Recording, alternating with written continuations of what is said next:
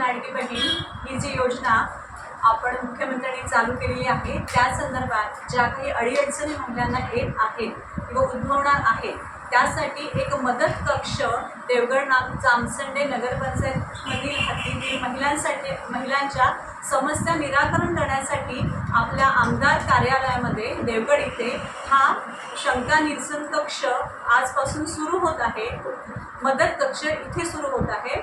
ज्या लाभार्थी महिलांना काही अडचणी असतील, उत्पन्नाच्या दाखल्याबाबत असेल, अधिवासाच्या दाखल्याबाबत असेल, कोणत्याही कागदपत्रांसंबंधात जी काही शंका असेल त्या संदर्भात या कक्षाला सकाळी 11 ते 1:30 वाजेपर्यंत येऊन तुम्ही केव्हाही भेट देऊ शकता आणि इथे या ठिकाणी आपल्याला BJPचे कार्यकर्ते देखील मदत करणार आहेत।